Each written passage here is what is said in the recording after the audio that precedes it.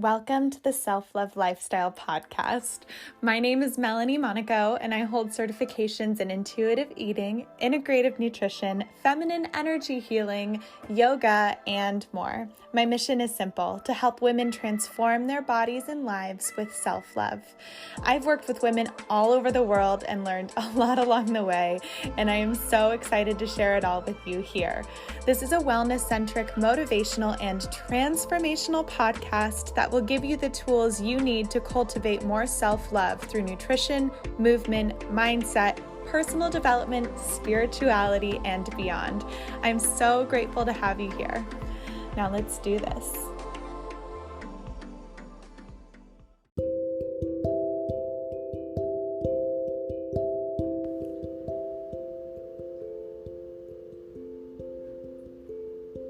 It's the most wonderful time of the year, and that means gift giving is here.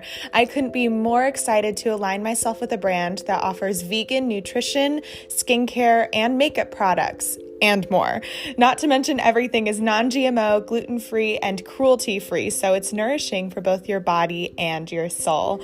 We are offering limited edition products and specials this season.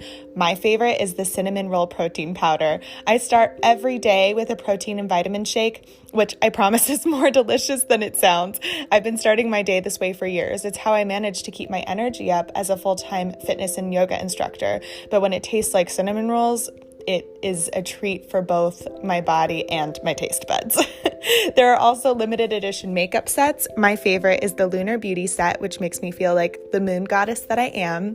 And there's body care that smells like your favorite candles, but without any of the harmful chemicals like other brands. Snickerdoodle body wash, yes, please. Plus, from now until the end of the year, you can round up your purchase to the nearest dollar and send a donation to our program that gives teens the confidence to reach their dreams. For every donation you make, your name will be entered into a monthly drawing to win almost $400 worth of products. Give the gift of healthy living to yourself and your loved ones this holiday season. Visit melaniemonaco.com/shop. That's MELANIEMONACO.com/shop to learn more. Happy holidays, everyone.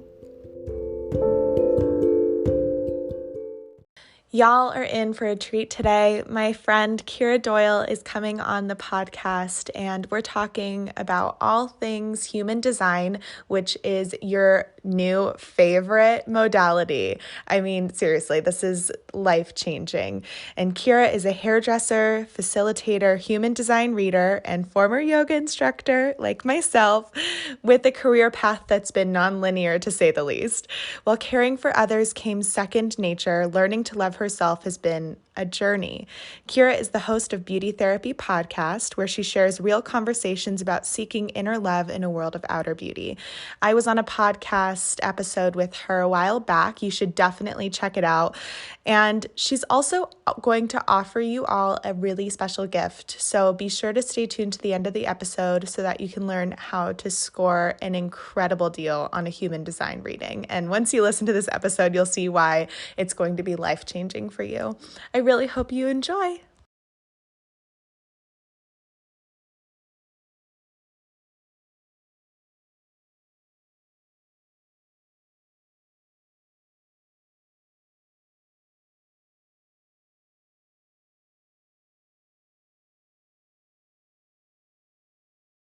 Welcome. I'm so happy to have you here. Thank you, Melanie. I'm so happy to be here. Kiera, can you tell us a little bit about what you do and just anything that you want to share about who you are? Yeah, absolutely. So I do a lot of things actually, and I feel like it would first be helpful just to start with human design, and I never lead with human design because it's something I've picked up in the past couple of years, but if y'all haven't heard of human design, it's going to blow your mind. It's a game changer.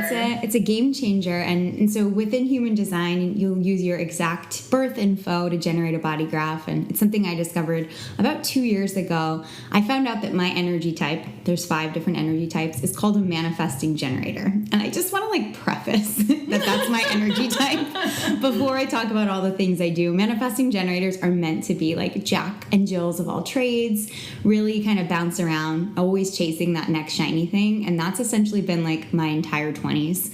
I have a background in writing, PR. I'm a hairdresser, certified yoga instructor. I now read human design charts.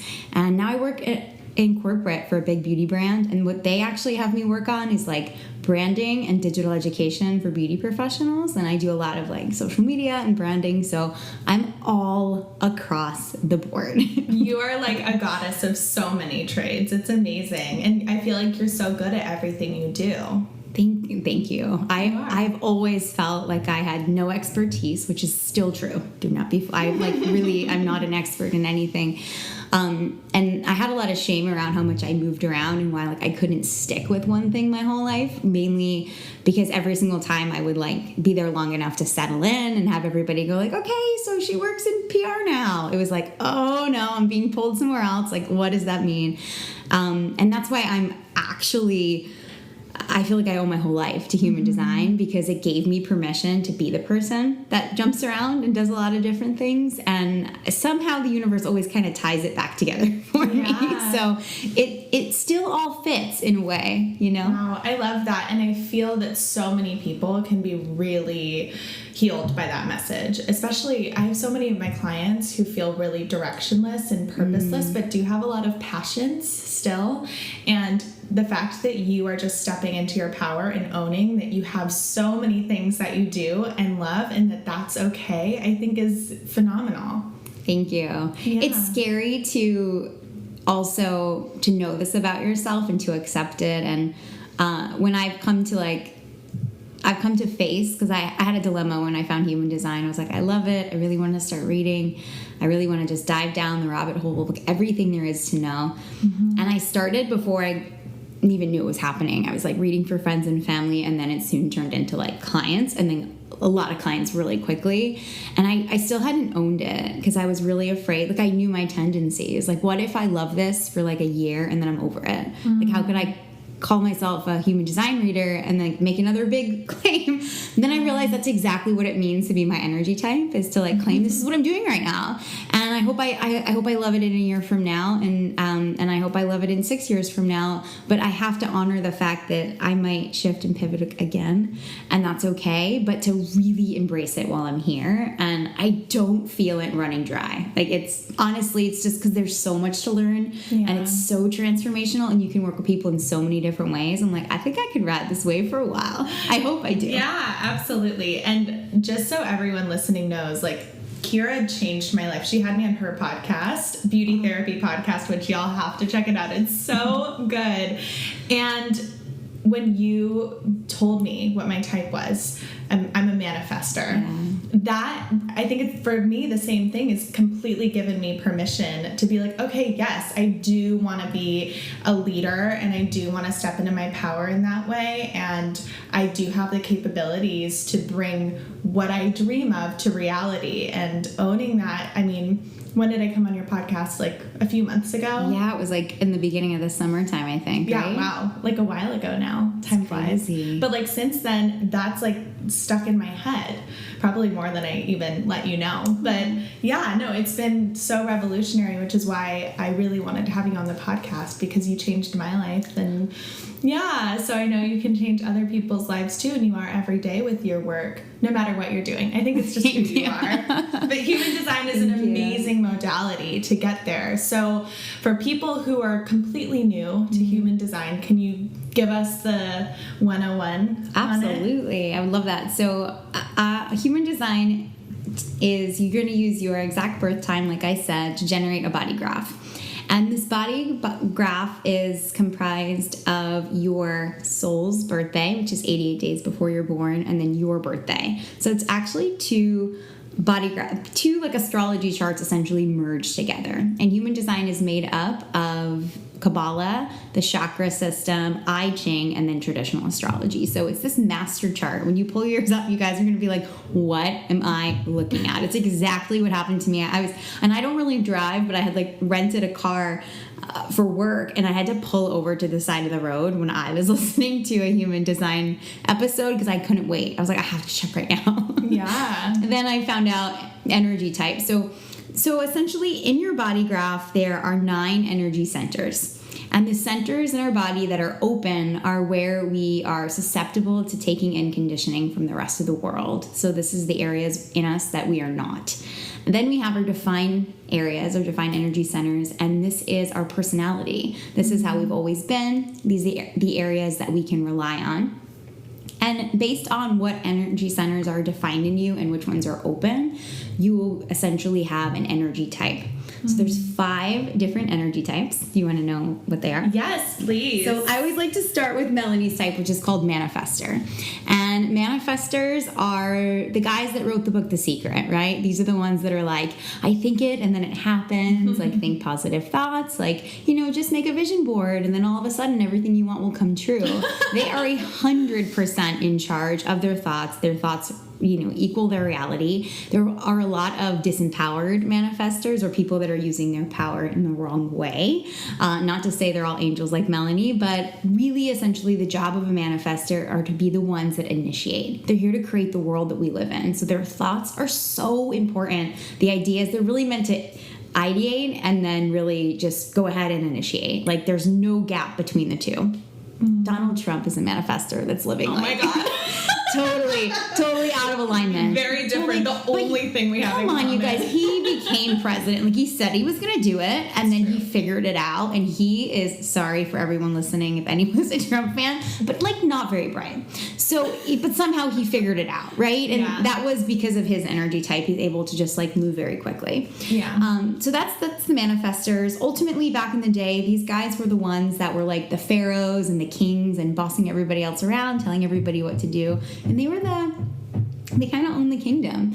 And because of this, they have a very strong aura that can almost sometimes feel repelling. So when a manifestor really wants something, it can come across as really pushy. So they have to just be really sensitive to the way that they're approaching things. But the worst thing a manifestor can do is worry about what other people think about them. Once you get in your head and you start worrying I really want to be liked, or I really want to, and they kind of they try to over accommodate to make up for the fact that they know they're really powerful. That's when they first start to surrender their power. And for a lot of manifestor kids, if they're not raised in environments where their parents really nurture them and really say you can do what you want and try to overly control them, they surrender their power at such a young age. So when I read for a manifestor, it's absolutely wild. I either get 2 groups of people. I get the people that are absolutely, yes, that's me. I've never fit in. I've always known, like you, right? You're yep, that's me, 100%. Yeah. I agree. And then the other side is the sides that are I would have thought I'm the opposite of that. I have no power. I can't do anything. And they're meanwhile apologizing to me for even taking up my time to give them a reading that they paid for, right? Because they've spent their lives becoming so over accommodating. So I want to liberate the manifestors and teach them how to get their power back. And so that's a really fun one. Manifestors are rare, though. They make up less than 6% of the population. Oh my gosh, I feel so special. You are so special. That's why when I found your type, I was like, It's so funny because when you first told me that I was a manifestor and you were describing what that meant, I had this memory flashback of there was a performance I did as a kid, and there's actually a tape of it now, and I think it's just so real for the manifestor that I am. And it's me performing in a talent show at 5 years old, and I'm singing that song from Anastasia, One Step at a Time, one hope that, do you know the movie Anastasia? Yes. Who knows where this road may go? Yes. To who I was. Yeah, okay, so Journey to the Past, that's what it's called. And I was singing that song, and there's 2 other girls on stage with me, and literally the whole time I'm I take one and I put one on one part of the stage, and I take another and I put another on one part of the stage, and then I step in the center and I do a little dance, and then I move them. I'm literally moving these girls around, these poor girls. I think I was 5. I was really young. And they were fine, but and this isn't embarrassing to share, but I just at a very young age knew exactly how I wanted things and how things I felt how things should be done. Now I ask permission before I move people around, but it's so fun. And what's beautiful about that is nobody ever pulled you off stage and said, Melanie, you were way off to move those girls, right? You were just kind of celebrated for that uniqueness. And so you were able to just continue to build it. Yeah. And I love that story so much. I can really picture you. Well, the thing is, they were like my friends, so they already, I think they were fine with it. And I feel like in a lot of my friendships, I can tell you there is a lot of me being like, okay, do you want this role? Like, here's the spot you can fill in this project. And like, do you want to help me out with this? Like, that's been so many of my friendships and relationships. I love it. Yeah. I really want to request a throwback YouTube upload of this. Of me this singing. video. Journey to the past. Yes. I think everybody should comment on your next Instagram post and let's see if we can get a petition. I want a journey to the past with you. Oh my God. I'll do it for you, Kiera. Okay. I'll do it in Instagram stories. Yay. So back to the amazing power, which is you.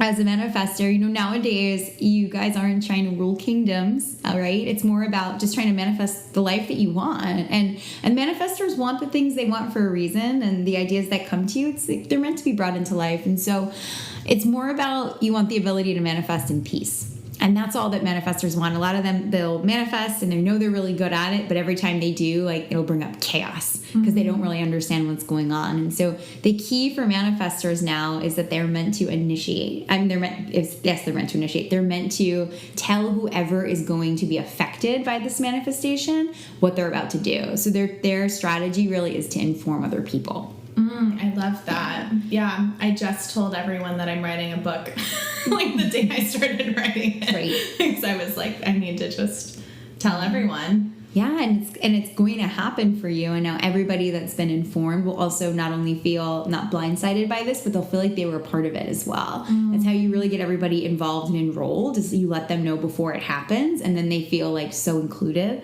that they can't do anything but be happy for you. Aww. They can do anything but like to bend over backwards to make sure it's successful with you. Yeah. Versus, I'm just going to keep it to myself and go do this and disregard the people you're going to affect. So That's awesome. And congrats on writing the book. Thanks. I'm making it happen, and I'm talking about it so that it does happen. Yeah, that's exactly how you manifest. So thank you. Good work. Yeah. So, and when I've talked to other people about human design, I always give your squirrel analogy too.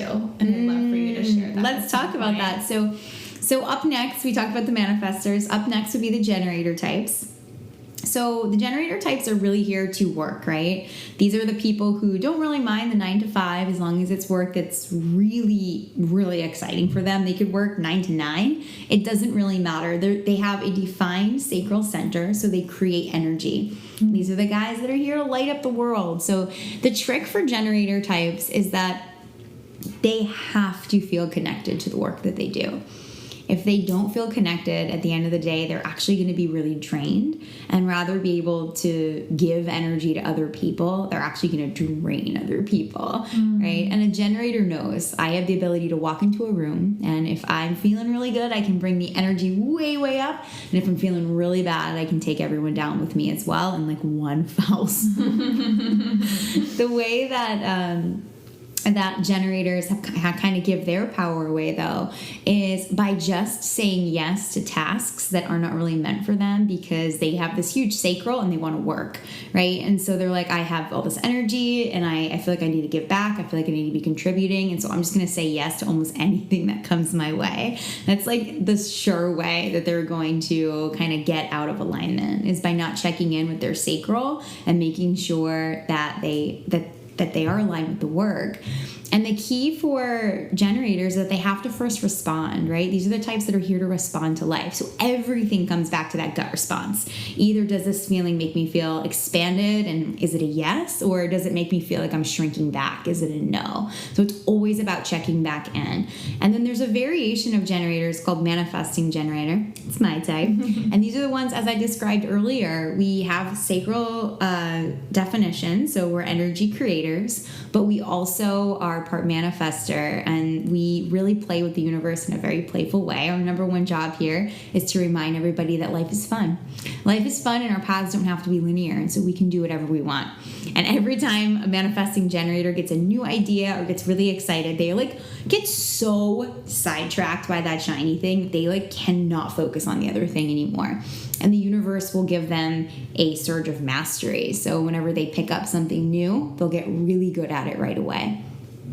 And then in 6 months' time, they might be over it and they'll move on. And they always say that if a pure generator and a manifesting generator started a job at the same time, within a couple of months, everyone would say, wow, look at that manifesting generator. They're so passionate. They're so successful. They're so adaptable. They're so good. They are so much better than the generator.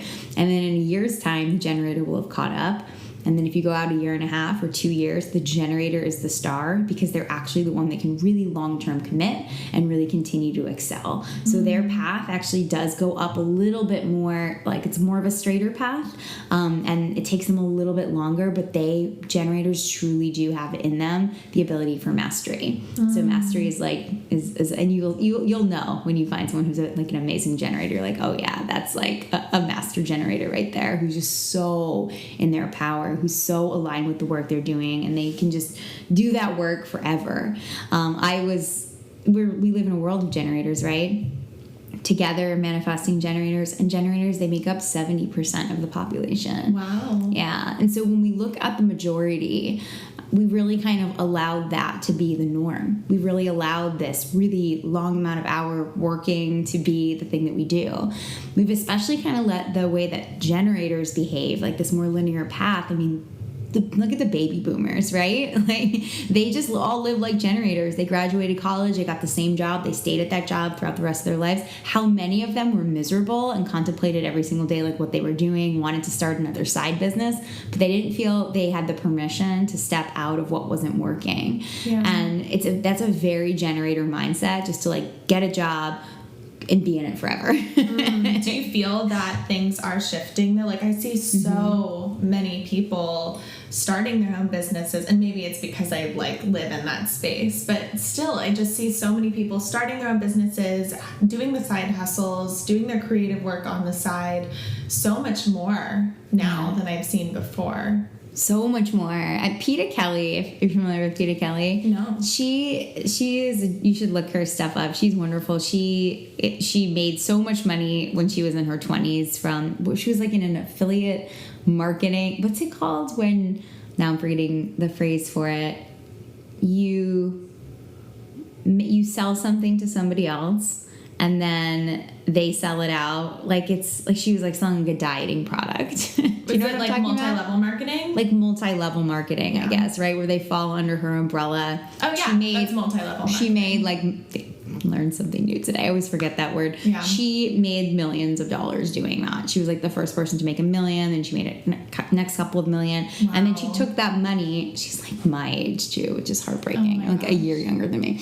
And she became an artist, and she's written amazing books. And she wrote a book called The Earth is Hiring. And it's all about it's for millennials, and it's all about how we have what's called divine intolerance. And the phrase of the divine intolerance essentially is that we can't tolerate what our parents tolerated, and that we don't have the patience, and we don't have the attention span, and we're causing all this trouble, and we want all these things for ourselves, but that the universe was like ready to up level, so she sent us, and that we are here to be like, no, we do need to recycle, and this is not working, and I don't want to work at this job, and this is bullshit, and call everything out. And everybody else above us, all the generations above us, look at us like those little shits, right? But like we actually are, it's a divine intolerance because the world needs to move. And if we don't move, the planet will be destroyed. It's a really interesting book, and she's a really interesting person. I would definitely look into her. She's very expensive. But yeah, it's the idea that we're moving into this new phase where we just can't tolerate it anymore. And for me, I mean, I've been in and out of corporate. I did corporate in my early 20s. I'm in a corporate brand right now. There's some great things there, and it's a very comfortable lifestyle, right? here I am killing myself, waking up at 7 a.m. to like do human design readings and do my podcast because it's not enough for me to not have the creative freedom to really do what I want to do, if that makes sense. It does, yeah. Yeah, and I think a lot of people are feeling that way. And with social media, dude, anything. Yeah. We can do anything we want. Yeah, it's amazing. I mean, there's so many, I mean, with Etsy, you know, there's so much, like, you can just create something and sell it more than you ever could before. Like, my uncle is a shaman. Kiera and I were just talking about this. And he also makes sacred art jewelry. And he, in his business model, he's had to, like, go around to, like, Renaissance fairs and, like, art fairs to sell his jewelry. And now I'm working with him to try to get his stuff up online, because it does just totally change. Like, if you're a maker, you can sell to anyone, anywhere. And even as a service provider like me and you know, with human design readings and me with coaching, like, we can work with people all over. You've worked with people in the Middle East. Always. Yeah. Yeah, my main clientele. Yeah, it's just phenomenal. And I think that's probably a huge sway as well, the fact that we're able to connect with people in a whole new way.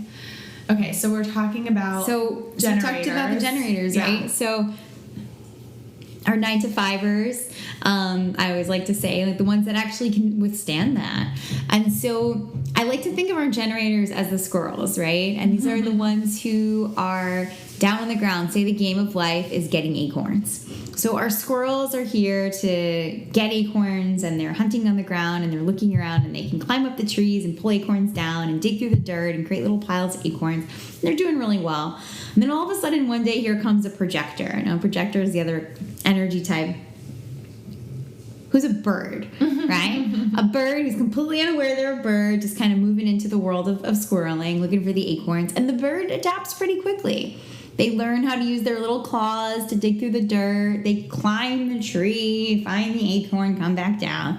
And then one day they passing by the river and they catch their reflection and they're like, whoa, I always knew I didn't feel like everybody else, but I don't even look like anybody else. And are these wings? And maybe I can fly, right? They fly up in the air and then they look down at the trees and they realize that all the good acorns are like 4 more trees away. Like, why are all my squirrel friends hanging out over here, right?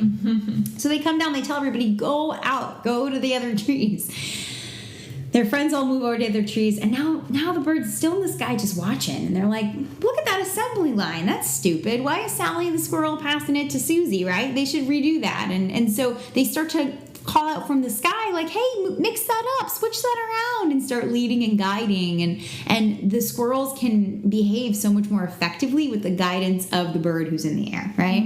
That's my analogy to describe what it means to be a projector. Projectors are non-energy beings who are born into a world of squirrels, who are born into a world of worker bees who feel so bad about themselves that they don't have the energy it takes every single day to wake up and sustain that amount of work, because they're really here to fly. They're really here to get the big picture and see all of us and then guide and lead us all, manifestors included, on how to best use our energy so we can be the most effective. And anytime that a projector finds themselves like literally beak in ground working too hard, that's when they lose that really magical vision that they have up in the air. And that's when they know, okay, I'm working too hard. I actually need to step back and get my literal bird's eye view. So projectors have a lot of hang-ups around being lazy. Like, some trigger words you can say to them is that they are lazy, that they're not successful.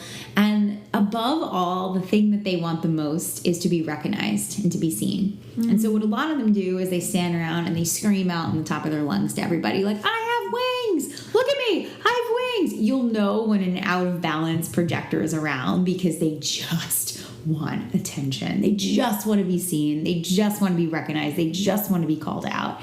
And the reason they want this so badly is because they see into other people so well. They see right through people, and they see their true intentions. They see how they can best use their energy. They see all of their potential and all of their downfalls, and they know exactly what this person can do to change and shift and become the best version of themselves. And they want somebody to call them out too, right? They just want to be recognized. The trick is with a projector, it's not about like standing around and screaming on the top of your lungs like, hey, I have wings, I have wings. It's about getting up in the air and flying so people can see what your wings can do. That's the thing. We have to see you fly. If we're not seeing you fly, we don't know what it means for you to be down on the ground screaming at us. And so the key for projectors is they must first recognize themselves. After they've recognized themselves and start, really just living in their own alignment, really truly just honoring themselves, honoring what they need, that's when they are going to be like the superstars. And people are going to call out and say to them, hey, lead me, guide me, show me what to do, because I see that you've got it all figured out. Look at you, you're soaring. Does that make sense? Absolutely. My husband is a projector. Is he? And he, for those of you that don't know, he works professionally with artists, fine artists, and he's a studio manager and does everything that needs to be done to make them professional artists. So he'll set up museum visits and gallery visits. He'll do web design, business card design. He does art handling. He does like everything. And when I found out he was a projector after hearing that analogy, I was like, absolutely, because he will look at somebody's business as an artist and be like, oh, well, here's all the things that you need to do to make it happen. And there are things that, of course, they never thought of. Yeah. And he's become really successful in that field, and it just kind of fell into his lap.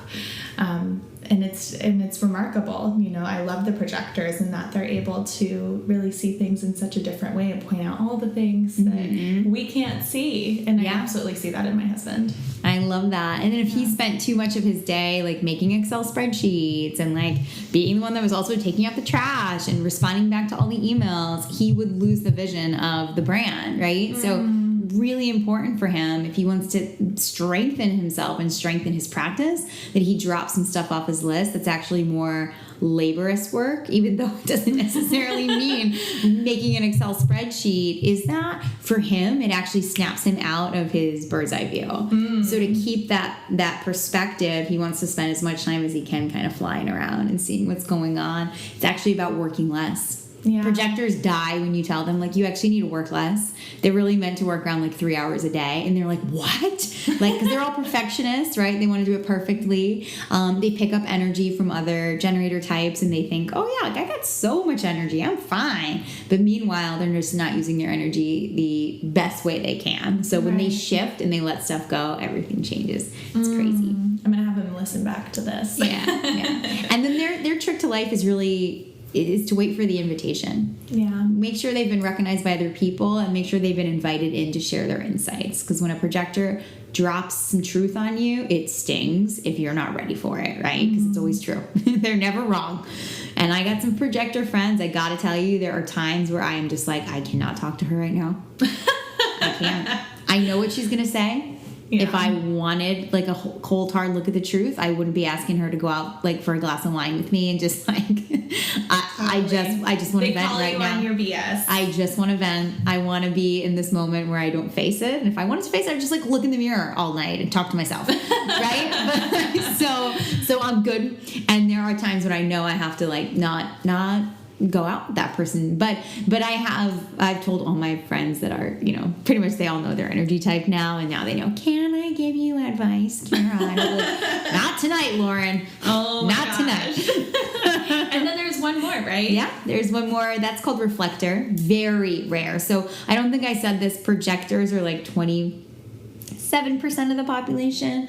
Reflectors are 1% of the population. And they are completely open. So earlier we talked about your energy centers being defined or open. Every single energy center in their whole body is completely white, completely open. And they are really here to reflect back to us where we are at as humanity, as a society. Back in the day, this was like the woman that sat in the center of the tribe that people would come to see how the whole tribe was doing, right? Because she was an exact example, a direct reflection of the well-being of the overall tribe. So they're always kind of representing like where we're all at. If you have a reflector in your life, or if you are a reflector, but the most magical, incredible, transformational people. They can really be like true chameleons.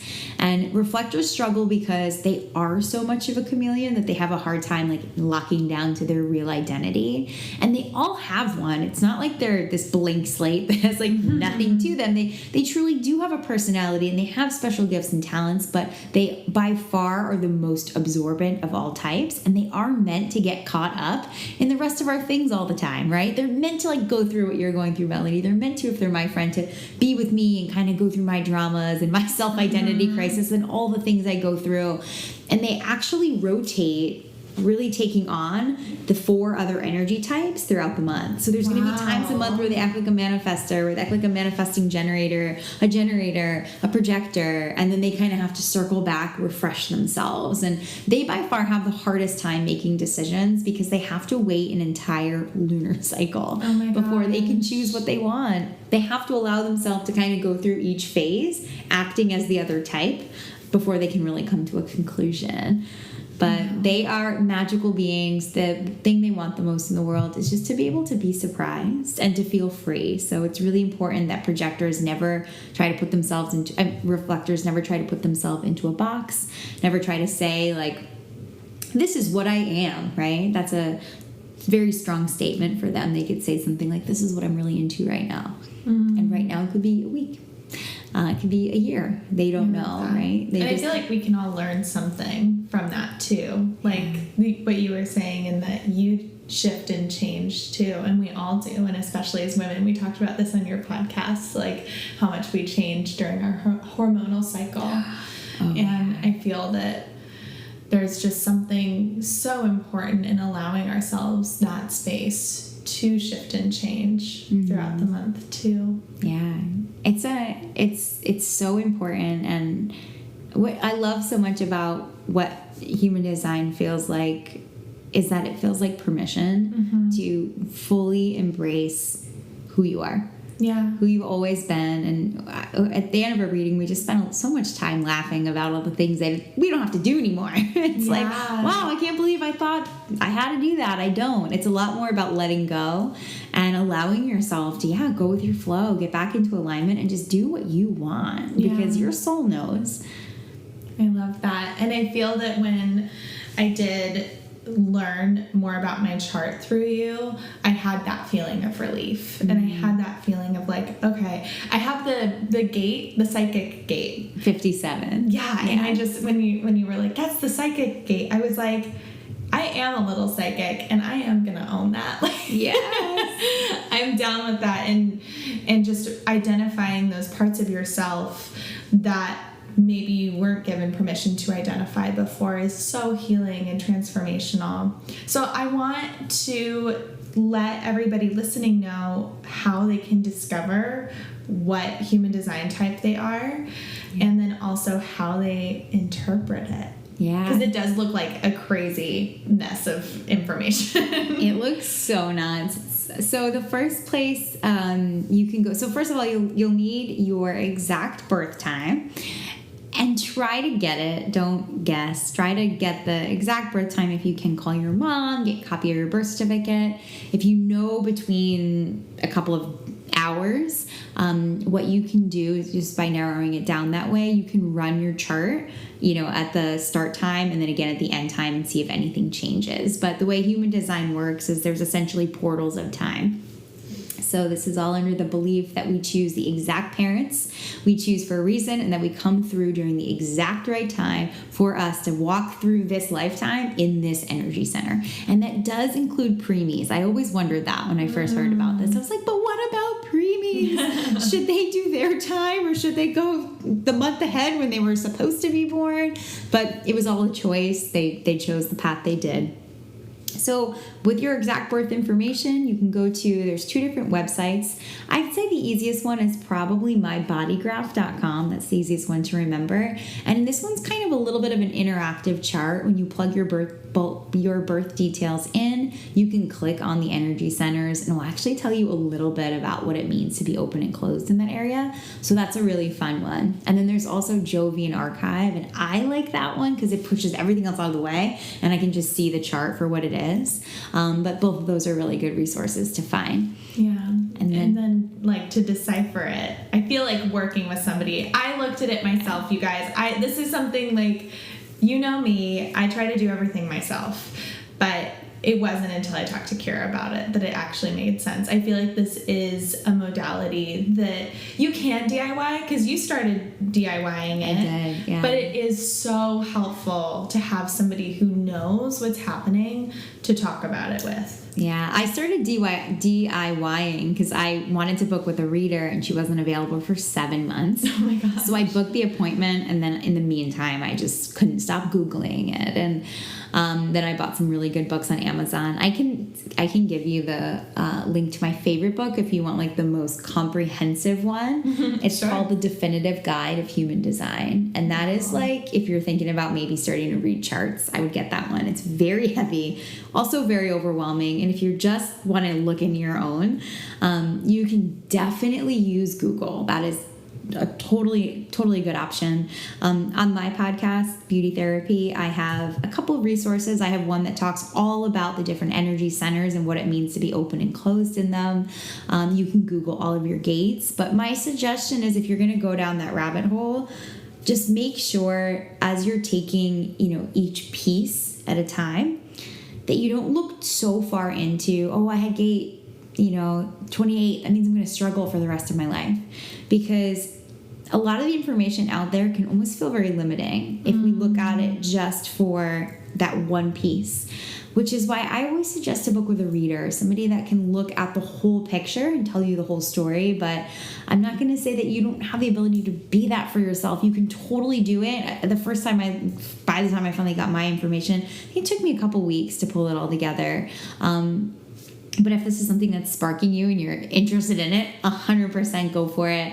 I still think it's fun to have a session anyway, just to kind of back up what you know and to allow your story to be told through someone else. And It's so magical to feel like your soul really knows you. Mm-hmm. Like something is in divine order for all of those little parts of yourself that you've always known existed to have just been there on this one piece of paper. Yeah. And here is this blueprint with like directions on how to get back to yourself. Oh, I love it. Because we're given so much information as we move through our lives of who we are and who we're supposed to be and the places we're supposed to live and the things that we're supposed to do.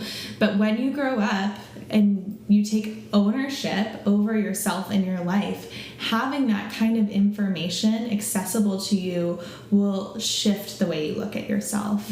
And when you shift the way you look at yourself, you're able to become the person that you were born to be. And that feels so good. And I think that's why this work is so transformational. And you can book with Kiera, you guys. Like, she was kind of skirting around it because she's so generous. And she's like, well, you can figure it out. But, like, no, you guys should book with Kiera. How can they book with you? You can find me on Instagram. It's probably the easiest way. My handle's at Kiera with love. And then in my bio, I have a link in my bio. And I want to add, I think it goes so hand in hand, Melanie, with the work that you do. I agree. And each type has sort of a specific way that they interact energetically with food, because food is the most concrete form of energy that we could digest, that we take into our body all the time. And so each type, it's ultimately really about listening to your intuition and figuring out what really does feel right for you and getting in a flow that way. And so it just goes so well. So we're going to take a break, but when we come back, we're going to hear from Kiera all about how she manages to take care of herself in the midst of a really busy lifestyle. And as a beauty professional, she is used to taking care of everyone else, and she's really had to prioritize taking care of herself. So if you can relate to that, then definitely stay tuned to hear some really, really valuable information about how to motivate yourself to take care of yourself. Stay tuned.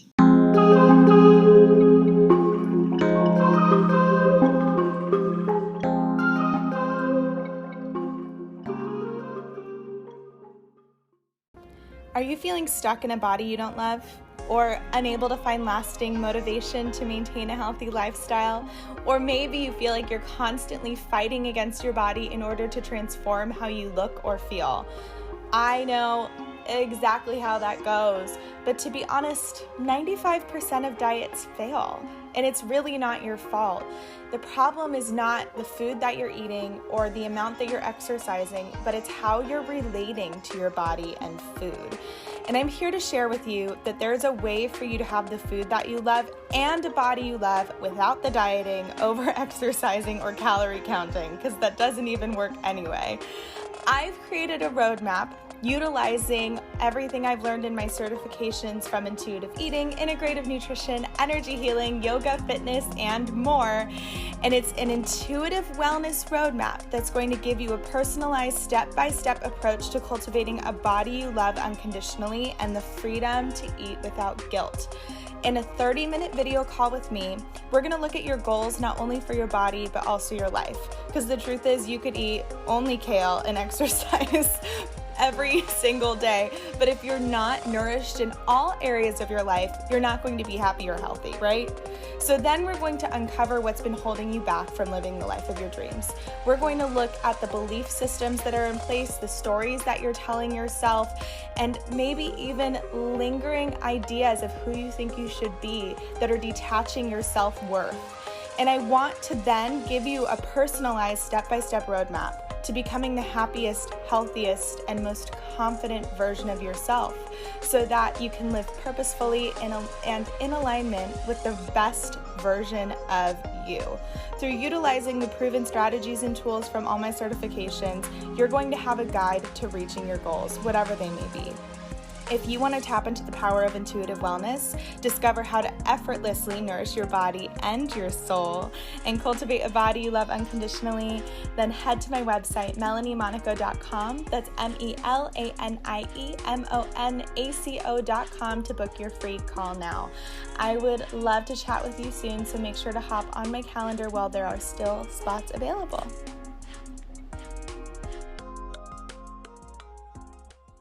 So I really want to hear about how you feel about self-care and self-love, because I've been on your podcast and talked about my feelings about self-care and self-love, but you, I know, have done a lot of work on yourself to get to that place and are continuing. You're so dedicated to the path of your involvement, and I so admire that.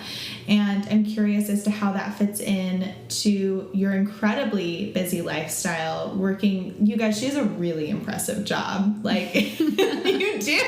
You've given a TED Talk, like, and you have this whole other business of human design readings. And in the midst of all of that, you still, I know, take care of yourself. So how do you do it? Oh my God, how do you do it? I just want to say thank you. That was so gracious of you to say. I am not that good at it, right? It's not. I wish it was an innate quality of mine. And the truth of the matter is I have always been more comfortable giving love than receiving. I've always been more comfortable making another woman feel beautiful with her highlights and giving her this gorgeous blowout, and then I have to sit down and like put on my own mascara. Mm-hmm. And I don't know why. I don't know where it stems from, because my earliest memories as a little girl was like wanting to grow my hair long, wanting to be beautiful.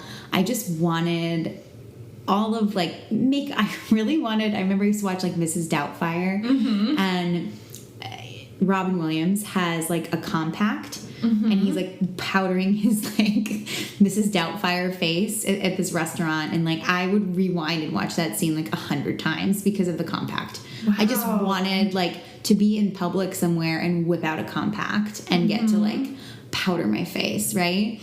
And I get to live that moment every single day because I always put my makeup on the bus. I love that. And it's not because I want to relive the moment. It's because I don't give myself enough time in the morning to like do my makeup. But it's just always been a struggle for me once I reached adulthood to self-care on myself.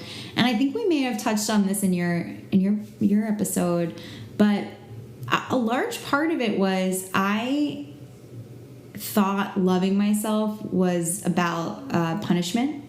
especially when it came to my body, right? It was always about like restricting and working out, and I've been a lot of different weights. I've been up, I've been down. I was really skinny for a period of time where to the point that I lost my period for years, and I thought my value, like somehow that like trumped my external beauty, and I think external beauty routines, I should say. I remember thinking, like, what would be the point if I don't have the body I want to even like buy the clothes that are nice or even wear makeup? Like that was the thought I had a long time, a while back, and I don't know if it comes from that. I think it's also just personality-wise, it's easier for me to care for others. And I just wanted to give that background to say that I have to try. Yeah. And when I try and when I am kind to myself and I do the things that I want, like for myself, it is so worth it. Yeah. It is amazing. It is the best. But I am not the kind of girl that like rolls on a bed and like puts on my little silk slippers and I'm like, I'm there today. I'm ready to like love on myself. It's not my culture. It's not how I was raised. It's hard. But the things that I do make time for are journaling. That is my like number one self-care. Like when I can get and open up that book and get like 10 minutes to myself and just write and dump my brain out, I will show up better for every other person after that. The other one for me is exercise, and this time not by way of like punishing myself. It's I exercise because I love my body, and in human design I have a defined root center, and every day my body just makes like an excessive amount of energy, and I am no good until I've used that up. So if I just try to go like sit straight at a desk and I haven't walked around or I haven't worked out yet, like my mind is just going to be racing. And so I know that I do better when I'm going to my Pilates classes, when I'm going for runs, making time for that. And then I love to just like take care of myself, like my routine for bed. I hate getting ready for bed until I'm in the bathroom and I'm doing it and I'm like, oh, this is so nice, right? I can so relate to that. So like a good skincare routine, like putting on my essential oils. And I love transformation. So anywhere in my life where I feel like things aren't going exactly the way that I want to, I just try to reframe it and be like, let's transform this, right? Yeah. So I love loving on myself via transformation. So whether it's like my finances aren't where they want them to be, I just try to go like love on all those finances so hard and go all in on fixing all of it to make myself feel good. I'm totally I'm a sucker for before and after photo. I just love it, right? Like I have like an eyelash serum I use to help my eyelashes grow, and it's really good. Yeah, your eyelashes are so beautiful. Thank you. It's called Lash Boost by Rodan & Fields. I am telling you, it is the best stuff in the world. I should become a consultant and sell it. It's so easy to become a consultant. Everyone is, right? Yeah. It's the best. It's the best. And I like to put that on. Like, there's just like little things that I do to know that the way I look at it is I'm always moving myself in a forward direction. Yeah. But I think like it really comes down to just really simple things. Like I love a good cup of coffee in the morning, journaling it out. Sea salt. Everyone should have sea salt in their shower, especially if you're emotionally open, if your solar plexus is open in human design. You scrub your body with it? I scrub my body with it. I'm going to do that. I don't take showers. I mean showers. Oh my God, sorry. I love showers. I love me a good shower. I've never showered. My beauty routine is I just keep my microbiome untouched. No. There's people that live that way. I know. I think in New York City, though, which is where we both live, I think that would be dangerous. You're right. I know. I have to shower just from like the B train. Yeah. Earlier. Same. But I don't really love baths, and it's I don't mind. I actually like them, but not in baths that are not like mine. Does that make sense? Yeah. And because we rent our apartment, every time I try to do it, all I can think of is all the bodies that have been in it before me. Goodness. Or even a hotel. Like, I just can't get into it. But you do sea salt in the shower. Yeah, so I just keep a bag of pink Himalayan sea salt in my shower, and I just scoop it out, and I'm not kidding you, the second it hits my body,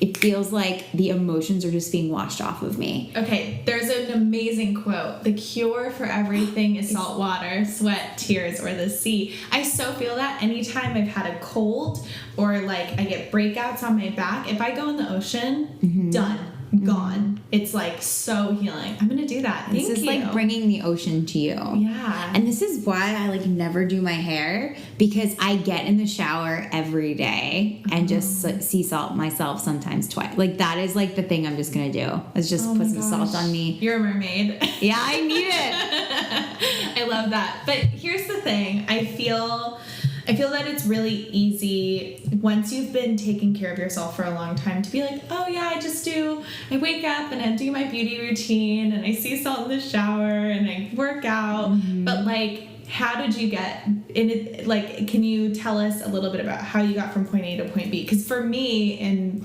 sharing my story, I feel like with my clients, I'd be like, oh, it's so easy. Just wake up and work out for 10 minutes. And they'd be like, no. Yeah. Like, that's too hard for me. And I can't do that. Like, so is there a nugget that you can kind of pull out of your journey of how you were able to, because the self-care rituals you're doing are really abundant. And it sounds like you weren't always in that space. So is there like a step that you can give the listeners here of like how to get from there to here?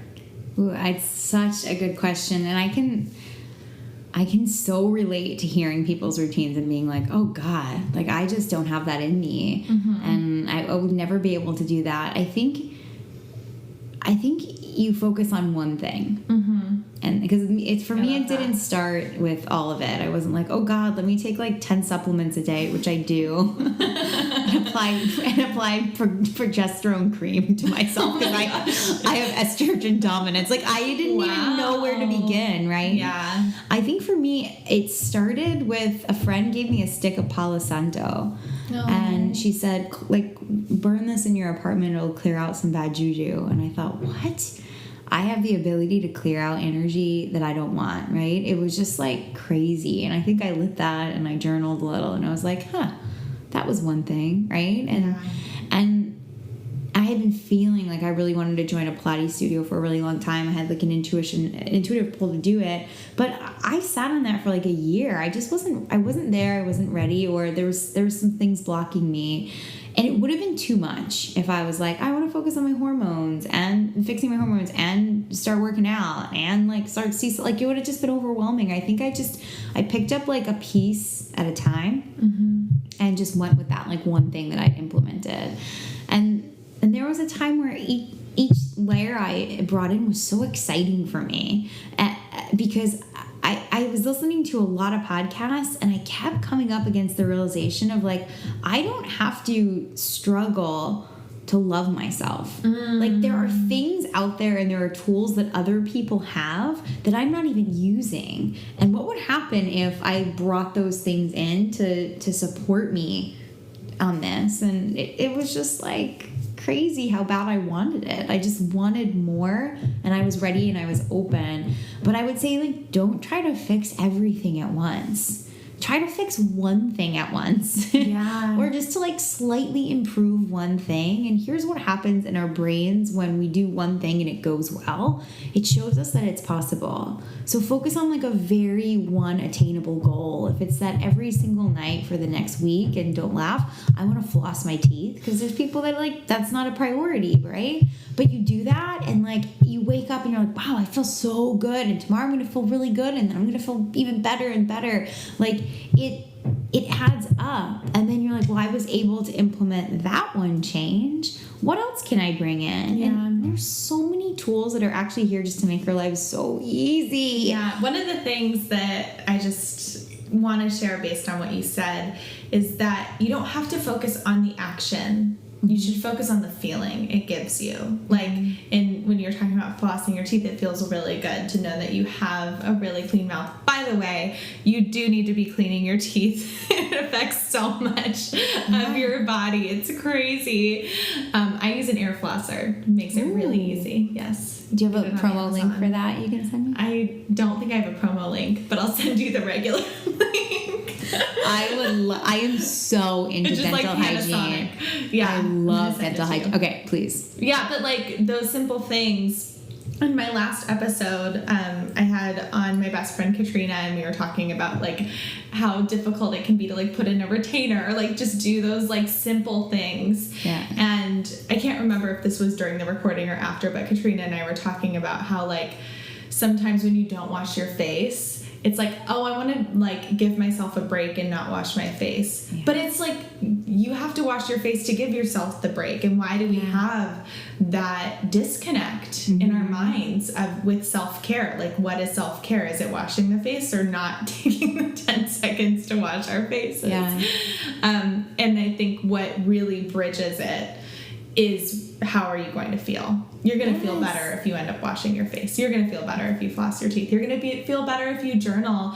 And I agree, it is just like one thing at a time. You don't have to overwhelm yourself. Yeah. And you just reminded me of this really powerful thing too, as well. It's like, I want to love I want my future self to be happy too. And not just like my future self and it's funny, I always like used to picture this version of me that deserved all the things that I wanted, right? This girl who just like had the wardrobe and the career that she wanted and like the love of the life that she wanted and the lifestyle and everything. She was so deserving, but I would just put it all on her. Because she had it all together and she deserved it. Rather than go like, what can I implement right now? Like, right? If I was to snap my fingers right now and give you like, make you the person exactly that you want to be, would you be able to show up and start treating yourself that way now?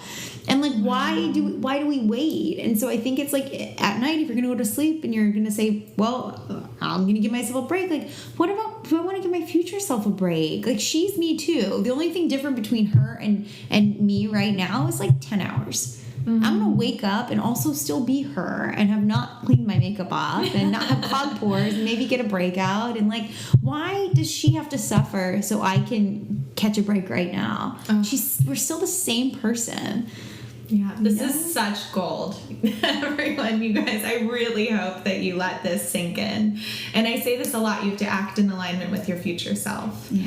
And yeah, you just made me like, I just felt such an expansion hearing you talk about that. It's so real. You can envision the person that you want to be, but you're never going to get there unless you start acting like her. And it can be small, simple steps to get there, but you have to start now. Yeah. Yeah. Oh my gosh, Kiera, thank you so much. I feel like you've just imparted so much inspiration, and I know that everyone is just going to allow all of this to sink in. And if you all want to find out more, just definitely listen to Beauty Therapy Podcast. You can listen to the episode I was on. Yes. It's in my Instagram link in bio. It's been there the whole time. Really? Yeah. Oh my God. Because I loved it. Yeah. It's so good. I know. So you must listen. And where else can we find you? So on Instagram at Kiera with Love, on Instagram at Beauty Therapy Podcast, and then see what's launched, but it's going to be super cool, launching beautytherapypodcast.com. Oh, so excited. Thank you so much for joining me. Thank you so much for having me. All right, friends, we'll see you next time. Bye.